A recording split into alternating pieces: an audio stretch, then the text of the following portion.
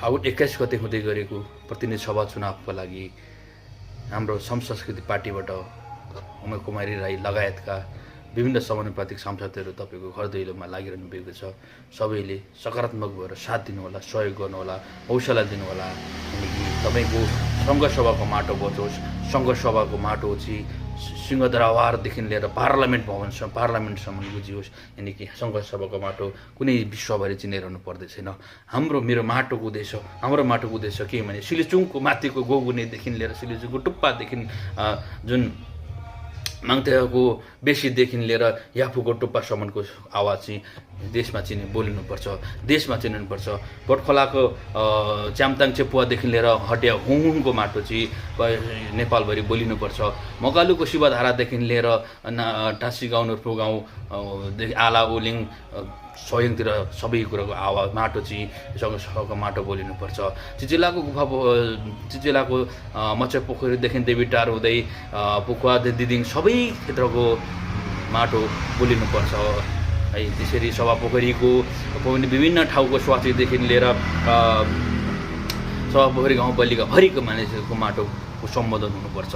भाजखपनको लिङलिङ हुँदै स्याबुन सिबुवादेखि लिएर तपाईँको निगमगढी धुपु 12 विषय छेउसम्मको चाहिँ आवाज चाहिँ पार्लियामेन्ट भवनमा सुनिनुपर्छ। सङ्घसभाको आवाज चाहिँ देशभरि सुनिनुपर्छ।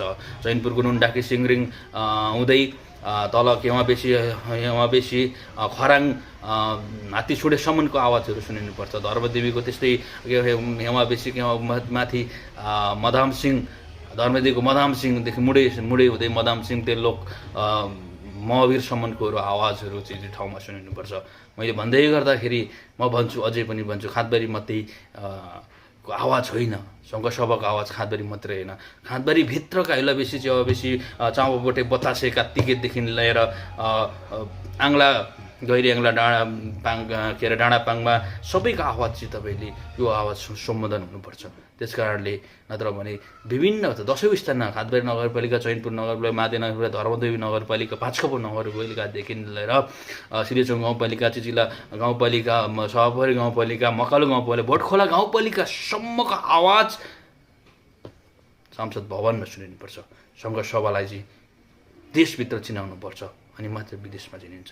यदि त सङ्घसभा विदेशमा चिनाउनु आवश्यक छैन, हाम्रा उम्मेदवारहरू जाँदै गर्दाखेरि म यही भन्दैछु, खालि सङ्घसभाको आवाज। तर सङ्घसभाको आवाजलाई, सङ्घसभाको माटोलाई यतिसम्म गद्दारी, यतिसम्म चाहिँ कौडीको भावमा बेचेर सङ्घसभाको माटोलाई यतिसम्म चाहिँ विभिन्न योजनाहरूलाई चाहिँ